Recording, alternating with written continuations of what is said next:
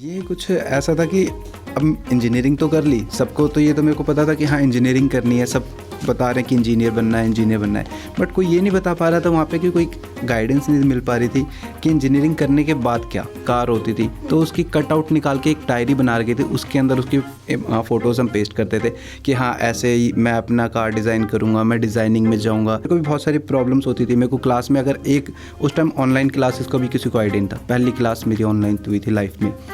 हाँ मैं भी कर रहा हूँ, मैं ब्लेंडर कर रहा हूँ, मैं अनरियल इंजन कर रहा हूँ अभी इस टाइम पे। 2D में इतना कुछ नहीं होता, सिंपल बेसिक आपको स्केलेटन होता है, रिगिंग होती है, रिगिंग करवा देंगे तो फिर इजीली हो जाता है। देखो वहाँ से सीख सकते हैं, सारी चीज़ें सीख सकते हैं, बट मैं ये कहूँगा कि आपको डाउट तो रहेगा फिर भी।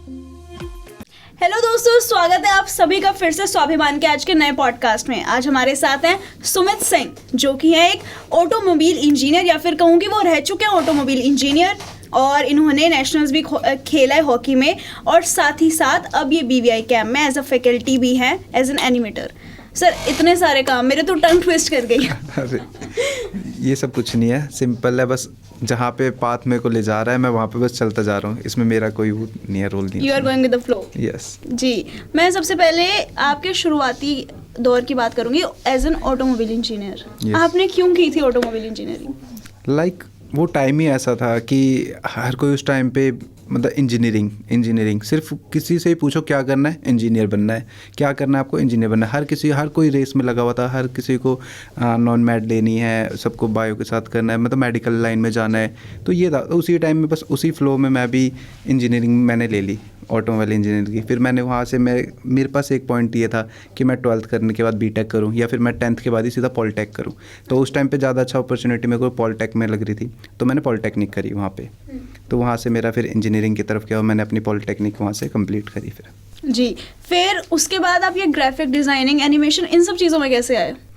ये कुछ ऐसा था कि अब इंजीनियरिंग तो कर ली, सबको तो ये तो मेरे को पता था कि हाँ इंजीनियरिंग करनी है, सब बता रहे हैं कि इंजीनियर बनना है, बट कोई ये नहीं बता पा रहा था वहाँ पे कि कोई गाइडेंस नहीं मिल पा रही थी कि इंजीनियरिंग करने के बाद क्या, जी, उसके बाद क्या होएगा, आप कैसे अप्लाई करेंगे किसी भी कंपनी में, या फिर आप कैसे रीच कर सकते, कैसे आप करोगे। कोई आपके पास गाइडेंस नहीं थी। जो हमारे फैकल्टीज़ भी थे वो भी लाइक ऐसे ही थे कि हाँ उनको बस पढ़ाना है तो वो पढ़ाते थे, दैट्स इट। उसके अलावा फिर आपको एक्स्ट्रा उनसे कुछ पूछना है तो फिर वो उतनी गाइडेंस नहीं दे पाते थे। जी। फिर ऐसी इंटर्नशिप के लिए भी मैंने ट्राई करा था ऑटोमोबाइल इंजीनियरिंग में। वहाँ पे भी इंटर्नशिप में भी कुछ नहीं होता, वो लाइक आपसे बस कहेंगे कि आप टायर खोलिए गाड़ी का, दैट्स इट, बस उतना ही सिखाते हैं। उसके अलावा कोई भी आपको ये नहीं बोलेगा कि आप जा कर के इंजीनियरिंग में कि आप ये मेन जो काम होता है ECU चेक करना या फिर आपके पिस्टन्स देखना, ये सारी चीज़ें कोई नहीं दिखाएगा, कोई नहीं सिखाएगा, कोई नहीं बताता। वो डरते हैं जो आपके जहाँ पे आप जाते हो काम करने, तो फिर वो डरते हैं कि ये ख़राब कर देगा, तो वहाँ से भी आपको ज़्यादा नॉलेज नहीं मिलती। देन फिर उसके बाद वहीं से हमने क्या कहते हैं कहीं और पे भी ट्राई करा, किसी बड़ी जैसी कंपनी, हमारी होंडा, हमारी सुजुकी, इन सब में। तो उसके लिए भी वो कहते हैं कि आप आइए, हम आपको इंटर्नशिप तो देंगे, बट आपका जो पे होता है वो इतना कम होता है, लाइक 5K। कहीं पे तो ऐसा होता है कि आपको कुछ भी नहीं मिलेगा, आपको फ्री में आपको करना पड़ेगा इंटर्नशिप, और आपको फिर क्या है कि जाना भी पड़ेगा वहाँ पे। और वो फेस ऐसा होता है कि आपके मन में होता है कि नहीं करना है, कुछ करना है, सीखने के लिए। हाँ, तो इसी को देखते हुए मैंने करा कुछ टाइम, बट वहाँ पे वो किक नहीं मिली और वो अपॉर्चुनिटी आगे दिख नहीं रहा था, वहाँ पे करियर आगे नहीं दिख रहा था। क्योंकि एज अगर आपने वहाँ पे इंजीनियर में एज अ फैक्ट्री में आपने वर्क स्टार्ट करा तो एज अ वर्कर ही फील होता है, वहाँ पे कोई डिफरेंस फील नहीं होगा कि आपने इंजीनियरिंग करी है या फिर आप कोई किसी भी गैरेज से सीख के आए हो काम, तो कोई डिफरेंस नहीं था उस चीज़ में। जी सर, मैंने जब सुना कि आप ऑटोमोबाइल इंजीनियर रह चुके हैं, जब मैं ये शब्द सुनती हूँ, ये 2 वर्ड सुनती हूँ, तो मेरे दिमाग में एक इमेज बन जाती है कि आप पोर्श, रोल्स रॉयस, इन सब गाड़ियों के बीच में घूम रहे हैं। तो क्या वो सीन ऐसा ही था? नहीं, वो सीन बिल्कुल ऐसा नहीं है, बिल्कुल इसका अपोजिट कर दो आप। जो रियलिटी है वो कुछ और है। जो हमने भी जब ऑटोमोबाइल इंजीनियरिंग चूज़ करी थी, तो हम भी अपने स्कूल में क्या करा करते थे, किसी भी न्यूज़पेपर में कोई सी भी कार होती थी तो उसकी कटआउट निकाल के एक डायरी बना रखी थी, उसके अंदर उसकी फ़ोटोज़ हम पेस्ट करते थे कि हाँ ऐसे ही मैं अपना कार डिज़ाइन करूँगा, मैं डिज़ाइनिंग में जाऊँगा, कार के ऐसे एरोडायनेमिक्स होने चाहिए, कार में ये होना चाहिए। बट जब रियलिटी में जब मैंने पहली अपनी इंटर्नशिप करी, पहली अपनी जॉब करी, वो बिल्कुल ही डिफरेंट थी एकदम, वो ना नाइटमेयर जैसे साबित हो गए Reality check मेरे। मिल गया। हाँ, रियलिटी चेक मिल गया मेरे को कि वो वैसा नहीं होता जैसा आप सोचते हो, जैसा आपको दिखाया जाता है, बहुत डिफरेंट होता है। हाँ जी।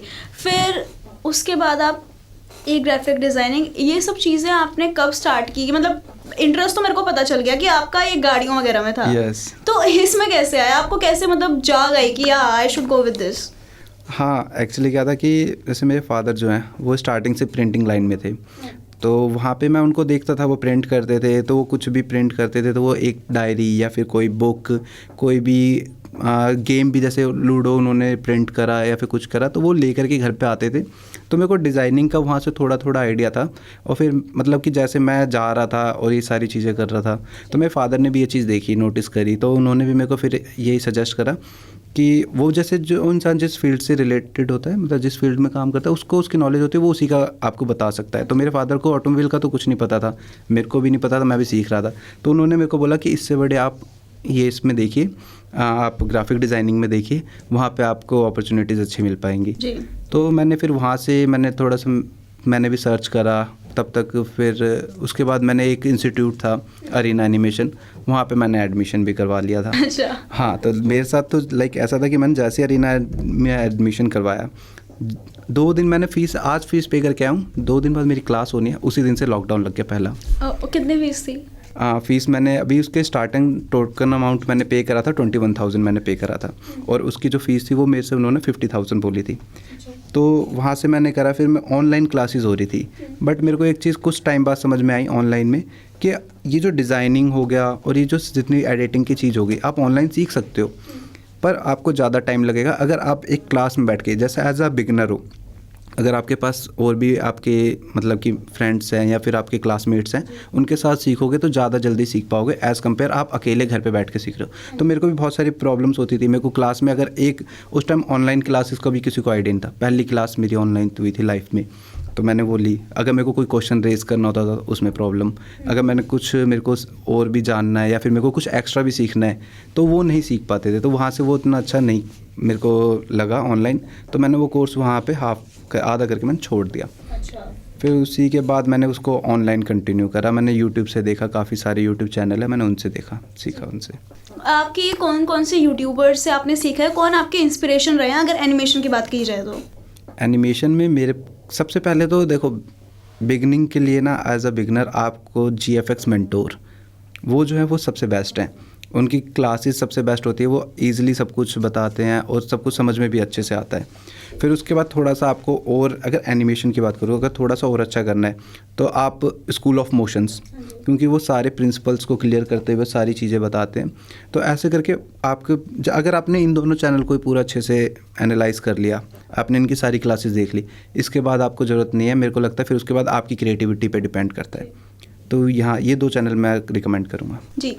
एज एन एनिमेटर आपका इंडस्ट्री में क्या एक्सपीरियंस रहा है? एज एन ऑटोमोबाइल इंजीनियर तो मैंने जान लिया, काफ़ी अजीब था, काफ़ी वियर्ड था। एज एन एनिमेटर क्या एक्सपीरियंस रहा है? एनिमेटर में मैंने as a 2D animator job करी है, काफ़ी साल तक करा मैंने काम, और मैंने एज अ काफ़ी बड़ी कंपनी है लाइक बायजूस, तो मैंने बायजूस के लिए भी एनिमेशन करी है। तो उसमें बट बायजूस के लिए क्या था कि मैंने फ्रीलांस करा था, तो मेरे पास वहाँ का भी थोड़ा सा एक्सपीरियंस है, और भी मैंने बहुत जगह पे ऐसे 2D एनिमेटर वर्क करा है। जी। और 3D एनिमेशन क्या आपने करना स्टार्ट किया है, मतलब क्या आप कंटिन्यू कर रहे हैं? हाँ, मैं भी कर रहा हूँ, मैं ब्लेंडर कर रहा हूँ, मैं अनरियल इंजन कर रहा हूँ अभी इस टाइम पे, और अभी मैं अनरियल इंजन को और एक्सप्लोर कर रहा हूँ, और उसमें मेरे को लगता है कि इन फ्यूचर आपका ब्लेंडर और अनरियल इंजन, ये बहुत 2 ऐसे सॉफ्टवेयर हैं जो बहुत बूम करने वाले हैं। तो आप इसमें ज़रूर ट्राई कर, जो भी नए बिगनर्स हैं जिनको 3D में जाना है, मैं रिकमेंड करूँगा कि आप करो, बट आप इन 2 सॉफ्टवेयर्स को भी ज़रूर एक्सप्लोर करो, बहुत अच्छे सॉफ्टवेयर्स हैं। जी।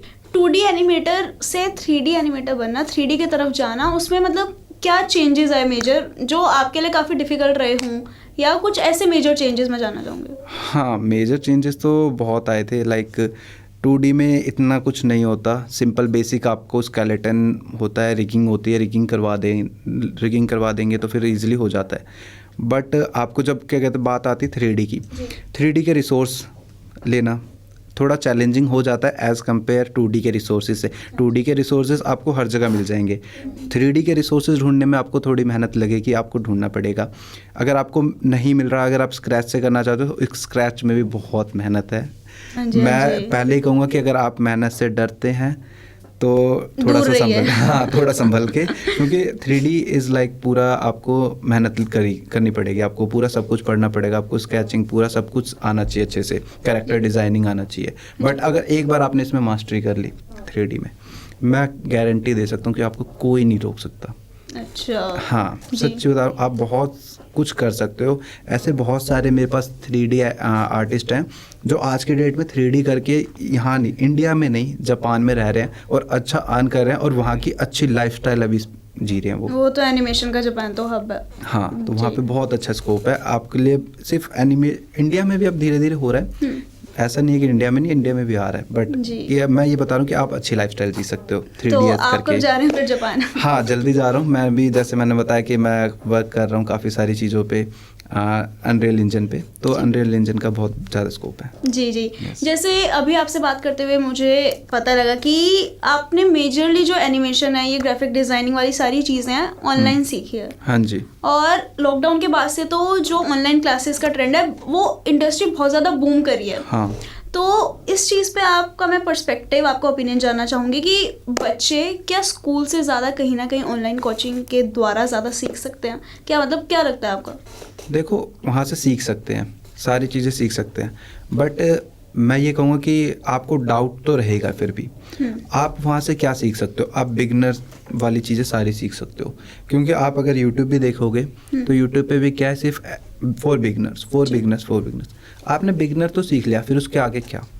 उसके आगे आपको गाइडेंस कहाँ से मिलेगी? आप ये भी देखोगे कि काफ़ी ज़्यादा जो बड़े यूट्यूबर्स भी हैं जो आपको कोर्स दे रहे हैं, बट वो भी बिगनिंग करवाने के बाद वो कहेंगे कि मेरा पेड कोर्स है, वो लीजिए जी, ठीक है। तो आपको पे तो करना पड़ेगा ही। आप वहाँ पे ऑनलाइन जाके क्लासेस लीजिए या फिर आप कोई ऑफलाइन क्लासेस लीजिए। मैं तो कहूँगा कि आप ऑफलाइन पे भी ज़रूर जाइए एक ना एक बार, क्योंकि वहाँ क्या होता है, आपको एक कंपनी मिलती है, आपको और भी लोग मिलते हैं, आपको फ्रेंड्स मिलते हैं, क्लासमेट्स मिलते हैं, जो आपसे क्या पता कोई अच्छा करता हो, उससे आपको सीखने को मिल सकता है। जो टीचर्स हैं उनसे आप एकदम लाइव लेसन्स ले सकते हो, जो भी डाउट हो आप उसी टाइम क्लियर कर सकते हो। तो मैं कहूँगा कि एक बार ज़रूर एक्सप्लोजर आप लीजिए, ऑफलाइन कर लीजिए। आपने अभी थोड़ी देर पहले कहा था कि इंडिया में भी धीरे धीरे एनिमेशन आ रहा है। हाँ जी। तो क्या इंडिया में एनिमेशन पे उतना ध्यान दिया जा रहा है जितने जापान को ले लें, हम बाकी कंट्रीज़ को ले लें? क्या इंडिया में इसकी इंडस्ट्री आने वाले कुछ सालों में बूम करेगी? देखिए, आने वाले सालों में तो मैं कहूँगा कि बहुत बूम करेगी, बट जैसे आप कह रहे हो ना कि वहाँ पे बहुत इंडिया में बहुत ना लाइटली लिया जाता है एनिमेटर्स को और एनिमेशन को, उतना ध्यान नहीं दिया जाता। बट अगर आप ध्यान से देखेंगे ना तो आपको रियलाइज़ होगा कि एनिमेशन ऑलरेडी आपका इंडिया में आ चुका है और काफ़ी अच्छे से वर्क कर रहा है। आपके जैसे कि अब एनिमेशन के वजह से आप देखेंगे, जैसे आपकी अभी RRR मूवी आई थी, उसमें भी यूज़ करा गया था, ठीक है। बाहुबली, उसमें भी आपका यूज़ करा गया पीछे का। सिर्फ एनिमेशन ये नहीं है कि आपने कैरेक्टर बना दिया कि वो एनिमेशन हो गई। एनिमेशन ये भी है कि आप उसका इन्वायरमेंट क्रिएट कर रहे हैं, आप एनिमल्स क्रिएट कर रहे हैं, आप बहुत सारी चीज़ें कर रहे हैं। तो एनिमेशन तो ऑलरेडी इंडिया में आ चुका है, बस ये है कि अभी वो थोड़ा लाइट से दूर है, अभी लोगों को उतना आइडिया नहीं, अभी लोग बस जाते मूवी देख रहे हैं। अगर आप कभी ध्यान से देखेंगे बिहाइंड द सीन जा करके उसकी फुटेजेस को, तो आपको पता चलेगा कि ऐसा तो रियलिटी में कुछ है ही नहीं आपके पास, वो सारा क्रिएटेड है, वो सारा आपका डिजिटल क्रिएटेड है। तो इसलिए इंडिया में एनिमेशन है, और मैं ये कह रहा हूँ कि आगे वाले साल में इंडिया भी बहुत अच्छा करने वाला, क्योंकि काफ़ी सारे अभी आपके हाउसेस हैं जो एनिमेटर हाउसेस हैं, वो बहुत अच्छा भी कर रहे हैं, और काफ़ी सारी मतलब कि गेम्स भी जो है वहाँ पे भी एनिमेटर्स की बहुत ज़रूरत है, और वहाँ पे भी काफ़ी अच्छा बूम करने वाला है अभी इंडस्ट्री। जी, thank you so much sir, आज हमारे साथ जुड़ने के लिए। बहुत अच्छा लगा मुझे एनिमेशन के बारे में बात करते हुए आपसे, और बहुत मज़ा आया। तो आज हमने बात की हमारे एनिमेशन के किंग सुमित सिंह से। मिलते हैं अगले पॉडकास्ट में नए गेस्ट के साथ, तब तक के लिए देखते रहिए भारतीय न्यूज़।